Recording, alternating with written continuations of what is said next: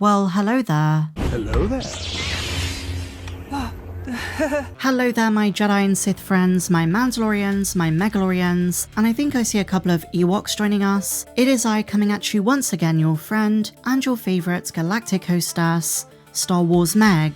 And today, we're going to be talking about something which I haven't mentioned in quite some time. It's something which dominated Star Wars discourse in late 2025, and you've probably already guessed what it is. We're going to be talking about Kylo Ren / Ben Solo / the movement to save the hunt for Ben Solo. You guys know my opinion on this. I'm not really a sequel fan, but I suppose I'm just so curious about the film's premise. It's just so daring and different. I'm a fan of Soderbergh's work. Adam Driver is far more talented than he's ever given credit for, and I know a lot of fans, even those who didn't like 7, 8 and 9, would love to see him back. And also there's a part of me that feels sorry for those fans who didn't get the Star Wars they wanted. At a time where, you know, the fandom feels very fractured, and there's a lot of disappointment.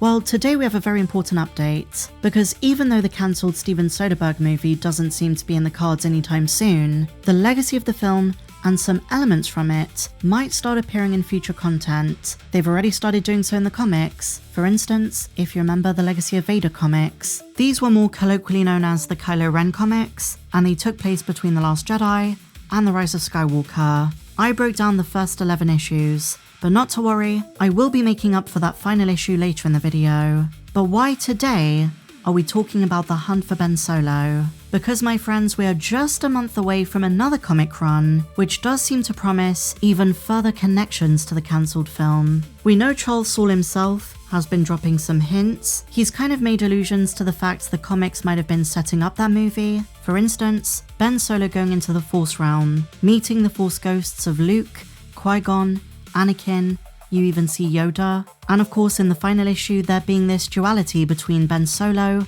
and Kylo Ren, a little bit like Vader and Anakin. Now the role that the Legacy of Vader comics played in Kylo's post-episode 8 story was pretty fascinating, because on the one hand, it showed us his ambitions as the new leader of the First Order, and right at the top of his newfound agenda, after Snoke's death, was becoming a new version of Darth Vader.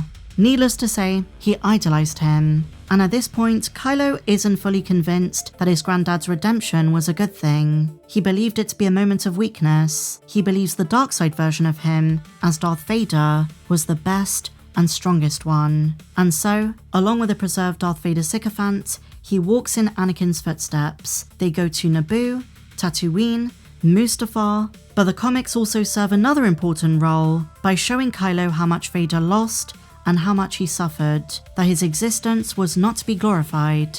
And in this way, I feel as though the comics set up The Rise of Skywalker really well, because they begin to sow the seeds of doubt in Kylo's mind, both about the person that he is and the person he wants to become. And this later contributes to his turn back to the light. But the story of this comic run was surprisingly poignant, and the sequel, which drops next month, is The Fall of Kylo Ren, which is the last chapter between episodes 8 and 9. And we're gonna see Kylo start to lose his faith in the First Order, and this is just before he meets Palpatine. But a lot of fans are of the opinion that The Fall of Kylo Ren is gonna do more than that. There's a bit of a conspiracy going round that says Lucasfilm is trying to find a way around Alan Bergman and Bob Iger's veto of the Hunt for Ben Solo movie. And they're doing this by sprinkling story elements into upcoming projects like the comics, maybe Starfighter, but definitely the next trilogy. Because keep in mind, part of Dave Filoni's rumoured manifesto, as reported by Jeff Snyder, is to insert recognisable Star Wars characters into new projects. So I wouldn't write off Kylo / Ben Solo just yet. But like I've said before, they need to come up with a pretty good reason to bring him back, because this was Disney's objection. He's dead. He died. But it seems that the reason was good enough to convince Dave, Pablo Hidalgo, all of the senior management, so I'm personally very curious of how they would have done this. Was it going to be like at the end of the original Episode 9 Duel of the Fates, where it's Rey who has a choice? She's given the option to join the Force Ghosts or return to the realm of the living. While we'll never know for certain, the comics, the upcoming comics, could give us another clue. And I know this has been discussed to no end in the fandom, but death as a concept in Star Wars has changed in recent years. It's less permanent, or sometimes it's delayed, it's a point of transformation, and sometimes it's left open-ended, and it's ambiguous. No one's ever really gone. So who knows how Ben Solo would have made it back from the dead. And it should be noted, we don't know what the new Disney CEO thinks. We haven't had an official comment from Josh D'Amaro. Variety.com recently wrote, "Can Adam Driver's ACT Star Wars movie The Hunt for Ben Solo be revived under new Disney CEO?" Soderbergh says nope. If it was gonna happen, it would have. But others, such as Collider.com, are not as convinced. In a new piece, they speculate it could still be in the cards. Any word at Star Wars Celebration is optimistic. That being said, Star Wars is officially bringing Kylo Ren back on August 12th for a new release, The Fall of Kylo Ren. And we do have a bit of a preview, which shows Kylo Ren cutting through the schemes of General Hux and Pride, while ushering in a new era of power for the First Order. Then they go on to mention that Kathleen Kennedy essentially said that the movie is not necessarily dead. There is a chance, if Dave Filoni wants it, if Disney changes their minds. I think a lot of fans are interested in the implications of what this story is going to give us. If you guys want me to, I will cover those. And like I said, Charles Soule has been quite cryptic about the situation, but he has given us a few nods that might suggest some of what's in these comics might be linked to the cancelled movie. And I'm not the only person who sees this connection, because Charles Soule has been connected to Kylo Ren for years. In 2019, he's the person who penned the Rise of Kylo Ren comics, and in 2020 he took to Twitter and said Adam Driver himself was a collaborator on the project.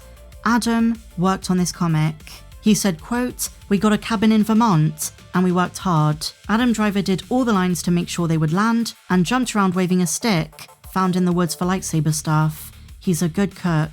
Now, it's pretty obvious Charles Soule was being very playful and most assumed he was joking. But with hindsight, fans have been doing a bit of math in terms of the timeline of events, and it's very possible this collaboration did happen, but not the way you might think. Some reports theorize that Soderbergh was still working on The Hunt for Ben Solo as of late 2024. If there's even a sliver of a chance that Soule, who was working on the Legacy of Vader comics at the time, was called up for a meeting with Driver and Soderbergh, the themes explored in the comics might not be a sheer coincidence.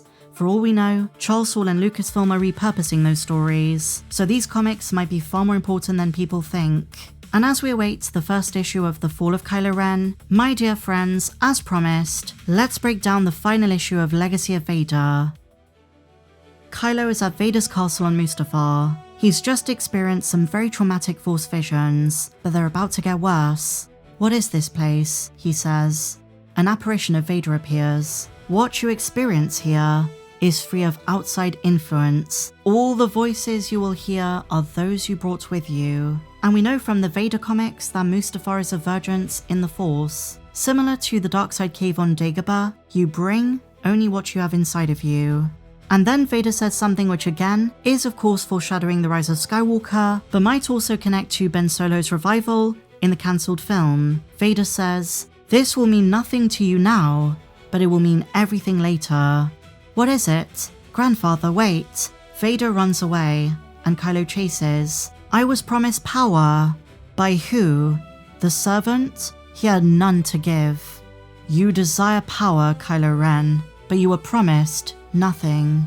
Kylo falls to a pit beneath them. "Never trust an offer of power, Kylo. No one gives power away. Once it is acquired, it is kept."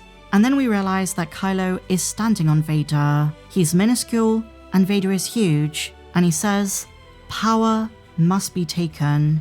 Kylo ignites his blade. "Why are you doing this?" "Because this is what you wanted, what you came here to understand. You have pursued this end, chosen it at every chance. So pay attention. Is this all we are? Fighting each other generation after generation? What is this curse?" "It's not a curse," Vader replies. "There is no destiny. There is only power, and how we choose to use it. Your grandfather's greatest power was truth. He was strongest when he saw past the lies from those attempting to use him, to control him, when he saw himself as he truly was." And this is where we see the perfect parallel between grandfather and grandson. In a moment reminiscent of Luke on Dagobah, the apparition of Vader removes his helmet, and it's Ben underneath. And then the apparition turns into Ben Solo himself, the light side version of Kylo, and he says, "Darth Vader is dead. In every sense. There's nothing left in this haunted castle for you, but there may be something for you to learn. This is the past that you're trying to kill. Then we get an awesome sequence where Light Side Ben and Dark Side Ben hash it out. And Jedi Ben opens Kylo's eyes to everything he's ever done. And the comic ends with Jedi Ben reminding Kylo that even though he doesn't want to admit it, he's conflicted. And the reason is because he's a Jedi. And the final panels again connect to the upcoming comics, and it says, "The reign ends, the fall begins, Kylo Ren will return." This is before his appearance in episode 9, but the visuals are symbolic that he is and always will be deep down a Jedi. Very interesting stuff, my friends. What do you think? And did you enjoy today's news and comic? And do you want to see me cover the Fall of Kylo Ren comics? Let me know down below. And if you enjoyed this one, please be sure to give me a big fat thumbs up, subscribe if you're new, and may the Force be with you always.